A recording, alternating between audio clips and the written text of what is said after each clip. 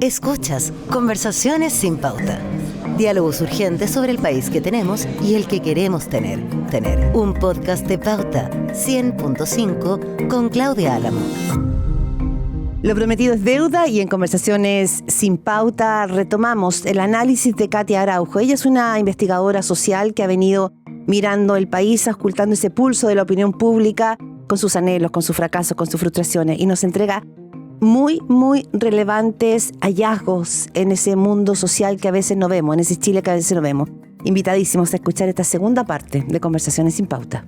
Quiero poner la mirada también ahora en la sociedad, Katia, no solo en este bloqueo del mundo político o en esta, probablemente esta autoconciencia del sistema político de producir los cambios y conectar con la ciudadanía. Porque ya sabemos aproximadamente, si uno mira América Latina, lo que pasa cuando se rompe el empalme entre ciudadanía y política y cuando no está siendo eficiente la democracia. Pero vamos a la ciudadanía también, porque hay cosas que yo digo, no estamos viendo. A veces el discurso público, no sé si recoge, por ejemplo, tú hablas de crimen organizado.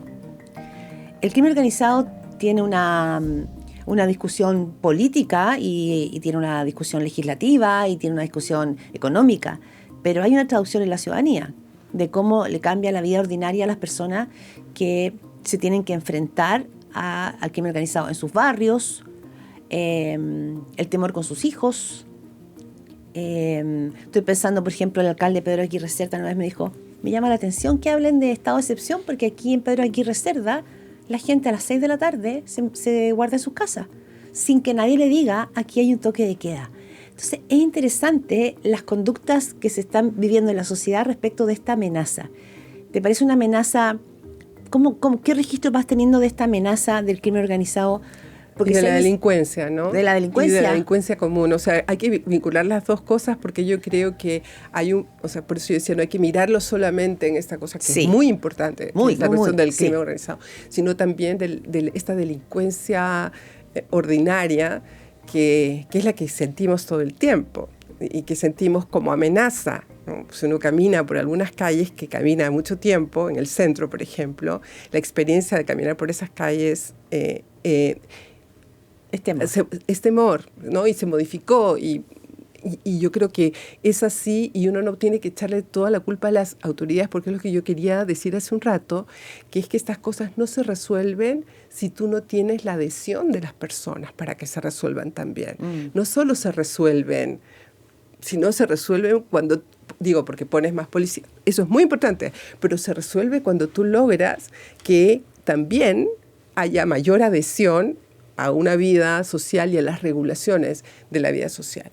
Entonces, solo para decirlo, yo recuerdo en los años 2000, cuando comencé a ir a terreno para este tipo de investigaciones, hacía otras, pero este tipo de investigaciones que trabajan sobre la sociedad chilena en particular, y los individuos, y la social, la vida social, y en los años 2000 ya era un tema en todos lados.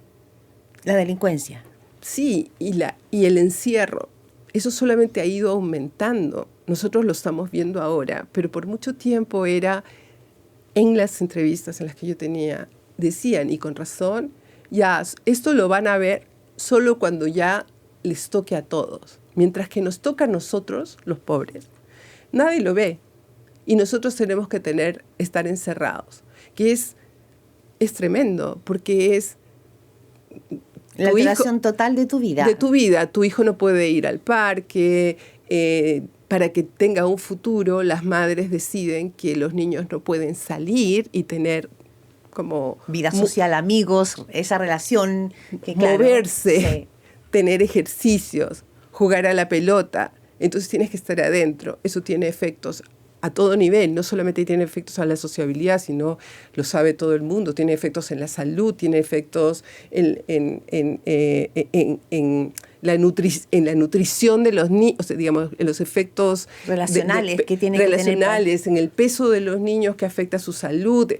Tiene muchos efectos, no solo en los niños, lo tiene en todos nosotros. Entonces yo creo que ahí, sin duda, hay efectos que son muy importantes y que tienen que ver con ese sentimiento de amenaza, que tienen que ver con cómo se transforma la vida ordinaria ahora de todos nosotros, en todos lados.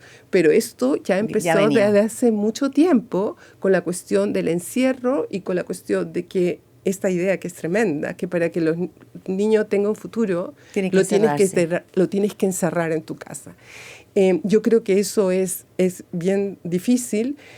Y en general es muy difícil. Entonces, estoy tratando de mirar esto desde otro lugar, porque la situación que se ha generado, además, que es una parte, efectivamente, las amenazas, otra parte, unas instituciones y una sociedad que no estaba preparada para la magnitud de esas amenazas y que tiene que mover el chip para poder responder y rápido a responder a esas amenazas. O sea, no puedes vivir más con las mismas costumbres que tenías, hábitos que tenías, tienes que cambiarlos, tienes que vivir con más alerta como en otros lugares. Bueno, hay muchas cosas que eso tiene que cambiar. Pero yo creo que una de las consecuencias más importantes de lo que nos está pasando y que hay que prestar atención, que es otro punto rojo, es la sociabilidad. Estamos perdiendo sociabilidad de manera muy grande. Eso que estaba contando de los años 2000 y que continúa siendo es una, pero en general la sociabilidad está en retracción, ¿no? Hay retracción de la sociabilidad. Tenemos, y por diferentes razones, no solo por algún motivo tenemos pocos amigos, se reconocen pocos amigos, eso es algo que ya se decía hace bastante tiempo, pero también las formas de sociabilidad se han ido como limitando por varias razones, creo. Una, por el trabajo excesivo, el trabajo sin fin, que ha sido esta desmesura en el mundo laboral para sostener estos lugares como sujetos sociales que como te exigen tener no sé qué, y del diario o la zapatilla, la tele o las zapatillas o el auto o la casa, dependiendo del sector socioeconómico, pero todos estamos atravesados. Bueno, entonces tienes que trabajar mucho y porque todo cuesta mucho, etcétera. Y entonces eso ha terminado reduciendo un discurso en donde el placer no está en ningún lado y una sociedad en que la cultura tiene cero espacio en la vida cotidiana de las personas. De las personas. Yo no estoy hablando de eso, de las personas, o sea, de las propias personas. Entonces hay algo como de empobrecimiento de la sociabilidad, o sea, limitación de la sociabilidad que es empobrecimiento de una sociedad. Ese es un botón rojo. Nos estamos empobreciendo. Y un otro elemento de este empobrecimiento de la sociabilidad, yo creo que tiene que ver con algo que yo no sé cómo pasó acá, pero que no ocurre en otros lugares de esta manera, que es esta separación de las generaciones. Si tú vas a otros lugares... Sí, lo que conversábamos un poco, ¿no? Sí, recién. Sí, no solo de la diversidad de grupos, sino que cuando tú vas a un cumple, ponte tú, en algún... de un chico joven, no sé, en Buenos Aires, en Lima, no sé qué, están la abuela, la bisabuela, el tío... La familia. Los amigos y los amigos de la universidad, del barrio. O sea, está una mezcla intergeneracional de proveniencia, etcétera, pero además intergeneracional, que yo la veo también, por ejemplo, en el caso de Perú o de Lima, que las generaciones se cruzan y que aquí no sé por qué se ha perdido. Entonces también es una sociabilidad en donde esas mezclas ordinarias no están. Entonces son como culturas separadas en las cuales se empobrece porque estos vínculos intergeneracionales, estas transferencias de saber, de conocimiento, etcétera, también se empobrecen. Entonces creo que es solamente un ejemplo, pero yo creo que todo eso es así. Esa sería otra cosa. Y la último gran botón rojo, por supuesto, es la educación. O sea, ese es el súper botón rojo también. Estás escuchando un podcast original de Radio Pauta 100.5. Y te quiero llevar a algo que probablemente encierre esto que tiene que ver sociedad, las muchas preguntas que dan vuelta en esta sociedad y la política. Es que me ha llamado la atención, y a lo mejor estoy haciendo una percepción selectiva, de cuando uno mira las encuestas y ve los liderazgos políticos, y como tú has trabajado en temas de liderazgo, te lo pregunto. Por ejemplo, Evelyn Matei y Michelle Bachelet. Más allá de si son candidatas o no son candidatas, ¿cuál será el inconsciente que hay en la sociedad que necesita cambios y quiere romper este pesimismo y quizás apostar por algo nuevo? si al final de cuentas estás mirando en los liderazgos más tradicionales? Como que me cuesta entender el enganche, o a lo mejor es súper claro, y es buscar lo que te da seguridad. Yo no he trabajado sobre el liderazgo, sino sobre autoridad. Sí, eso tienes razón, tienes toda la razón. Sí, pero sí, es que alguna vez lo hablamos respecto de Boric, respecto a la autoridad y el cambio, que tienes toda la razón. Sí, sobre autoridad. Sí. Pero quizá ayuda a responder esta investigación de la que te estoy hablando sobre la relación de los sectores populares con la política y lo político también, que hicimos con la ayuda de la FES. Que es que una de las cosas que nosotros hemos encontrado, el documento va a salir pronto y vamos a hacer un seminario también pronto sobre eso, tiene que ver con que las personas hoy, cuando tienen que construir sus adhesiones, que siempre son como puntuales, transitorias, etcétera, lo que sea, preferencias, etcétera, lo hacen por un rasgo, ni siquiera por rasgos. ¿Ya? Rasgos es como la figura del populista, del amor a una figura permanente y tú lo amas y te vuelves así como, no, te fanatizas. Esa es la figura esta como carismática. No, aquí no hay esa cosa de, no, yo decido por el carisma. No, es como por un rasgo. Y ese rasgo va a estar vinculado con lo que las personas consideren que es como relevante para ellas en ese momento, porque conectan con algo que la agenda mediática ha producido como en ese momento como una de las jerarquías más importantes de entre todas sus necesidades. La agenda mediática es muy importante porque las personas no tienen necesidades que son como una especie de paquete todo junto que sube y que baja. Son elementos y suben y bajan y se jerarquizan. Entonces la agenda mediática te jerarquiza. Entonces a veces está jerarquizada una y entonces esa jerarquización te impulsa, o sea, te manda un rasgo. Entonces ponte tú, ya está la seguridad. Y la seguridad en el top de que tú estás convencido que eso es y que eso es, y alguien viene con un rasgo, que es el rasgo, no sé, de cualquier cosa, del hombre o la mujer súper fuerte, mano dura, lo que sea, y es posible que ahí se enganche. Hace un match.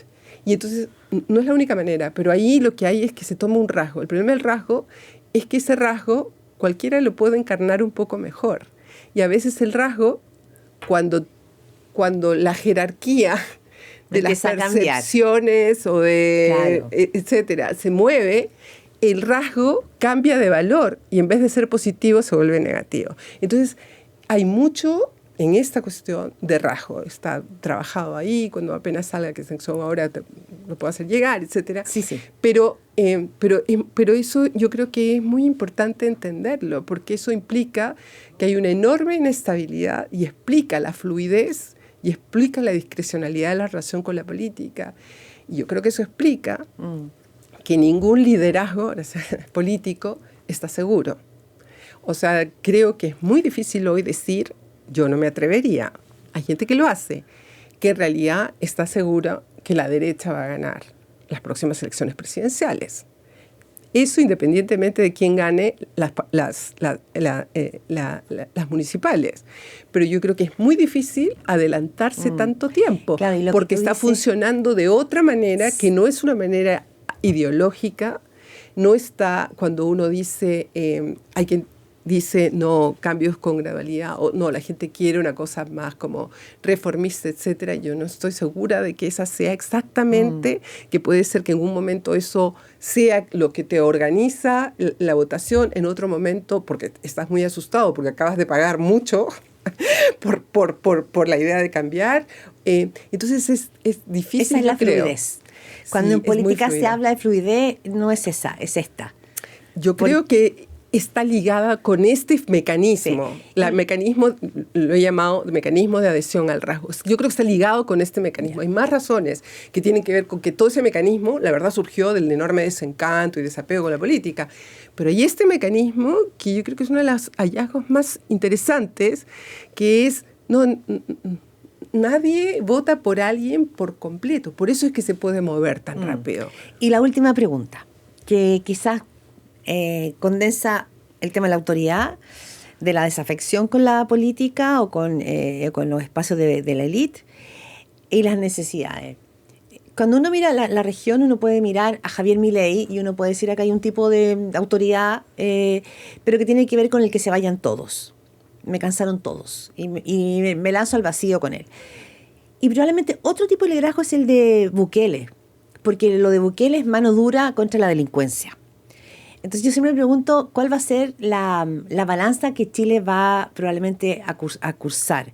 El que se vayan todos y que tiene que ver con mi agobio económico y la necesidad de un cambio, o la necesidad de mano dura y de que me asegures que voy a poder salir de mi casa en la mañana a trabajar sin tener este pánico de la delincuencia o del narco o lo que sea. ¿Te parece que hay una distinción entre uno y otro en términos Sin duda hay, pero yo creo que esas elecciones, las dos elecciones, hay que leerlas siempre en el contexto de los países en que se ha dado. Ya. O sea, un Bukele en Chile... O sea, un Bukele tal como ese Bukele, no. Hoy no. Pero yo no estoy diciendo que no puedan haber elecciones por figuras autoritarias. No, eso no estoy diciendo. Lo que estoy tratando de decir es que esas figuras son figuras que se explican por historias sociales, económicas y políticas de largo plazo. Pero hoy, más que antes, más que por historias políticas, por historias económicas y sociales. Y por eso es que yo creo que esta cuestión de estar dándole tanto peso en la agenda a la cuestión política, que es muy importante, y tener miradas políticas, que quién va a ganar, quién no va a ganar, es un error, porque en realidad no se va a decidir por ahí, se decide por cómo se está dando el proceso, es mi opinión, social y político. Entonces tú tienes que mirarlo. No tienes que, la clave política no te ayuda, tienes que mirarlo. Cuando tú quieres explicar a Milei, obviamente no lo explicas solamente porque estuvieran cansados de la hiperinflación, evidentemente. Claro. Y tampoco lo explicas por razones políticas, por un desgaste del partido peronista que hubo, sin duda. Lo explicas por un conjunto de otros factores que tienen que ver con las experiencias de las personas, con las pérdidas con las pérdidas de expectativas, con el cierre de horizontes. Lo explicas en función de ese camino mucho más que por las disputas políticas, sí, ideológicas, etcétera. Eso es como el adorno. Claro. No sé qué decir el adorno, no es solamente un adorno, pero es un elemento que es importante, pero no es el corazón. El corazón es cómo esta esfera política